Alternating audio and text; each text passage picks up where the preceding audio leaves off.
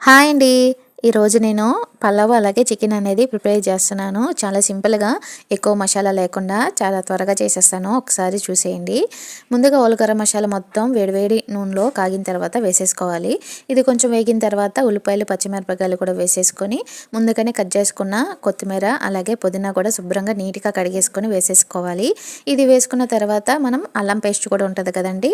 అది కూడా ఇది మొత్తం వేగిన తర్వాత అల్లం పేస్ట్ కూడా వేసేసుకోవాలండి. అల్లం పేస్ట్‌లో పచ్చి వాసన మొత్తం పోయేదాకా వేపుకోవాలి. ఈ పాప వచ్చి మా చెల్లోల పాప అండి. ఇంకా నేను ఈ కుక్ చేస్తుంది కూడా మా చెల్లి వాళ్ళ ఇంటి దగ్గరే. అంటే మా పిన్ని వాళ్ళ ఇంట్లో. మా పిన్ని వాళ్ళు, మా చెల్లి వాళ్ళ ఇంటి పక్కనే ఉంటారు. ఇంకా అక్కడికి వెళ్ళాను కదా! ఇంకా యూట్యూబ్ అనగానే వాళ్ళు ఏం పనున్నా సరే "నువ్వు వీడియో తీసుకుంటా ఏదో ఒకటి కుక్ చేయిపో" అని చెప్పి అంటున్నారు.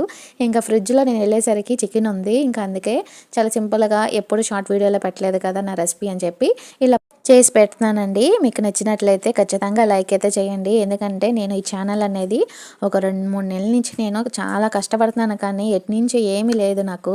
ఒక కొత్త సబ్స్క్రైబర్స్ రావట్ల, బయట నుంచి కామెంట్ కూడా రావట్లేదు. ఎవరైనా బయట నుంచి చూసేవాళ్ళు అయి ఉంటే గనక అంటే నా సబ్స్క్రైబర్స్ కాకుండా ఉన్నట్లయితే చూసినట్లయితే ఖచ్చితంగా లైక్ చేసి నాకు కొంచెం సపోర్ట్ చేసి కామెంట్ చేయండి. కర్రీ అనేది ఎలా వచ్చిందా అని నాకు ఒక చిన్న కామెంట్ అయితే పెట్టండి. ఇదిగోండి ఇంకా అల్లం పేస్ట్ వేగిన తర్వాత నేను కొంచెం ఎసరు వేసేసి దాంట్లో ఉప్పు వేసేసాను. అవి బాగా మరిగిన తర్వాత రైస్ కూడా వేసేసానండి. అది కొంచెం ఒక పావుగా మగ్గనివ్వాలండి. ఇంకా అది మగ్గిన తర్వాత ఇదిగోండి పక్కన ఇంకో స్టవ్ మీద అయితే చికెన్ కోసం అని చెప్పి ఆయిల్ వేడెక్కిన తర్వాత చెక్క, లవంగా, ఇలాచీ వేసేసుకొని అది కొంచెం వేగిన తర్వాత చిన్నగా ముక్కలుగా కోసుకొని ఉల్లిపాయ, పచ్చిమిరపకాయలు కూడా వేసుకొని వేపుకోవాలి. అన్నంలోకి కొంచెం ఫ్లేవర్ ఎక్కువ రావడానికి కొత్తిమీర, పుదీనా వేసేసానండి. ఆ తర్వాత ఉల్లిపాయలు బాగా వేగినాయి కదా కర్రీకి, ఇంకా మసాలా కూడా వేసేసి పచ్చి వాసన మొత్తం పోయిన తర్వాత నేను ఎప్పుడైనా సరే కర్రీలో మసాలా వేపిన తర్వాత నేను టమాటాలు వేస్తానండి. ఎందుకంటే టమాటాలైతే త్వరగా మగ్గిపోతాయండి మసాలాలో అందుకని వేస్తాను. ఇంకా చికెన్ కూడా వేసేసిన తర్వాత కొంచెం ఉప్పు, పసుపు వేసేసుకొని ఇంకా కలబెట్టేసుకొని ఒక పావుగంట అలా వదిలేయండి. మొత్తం వాటర్ అంతా బాగా మరగాలి.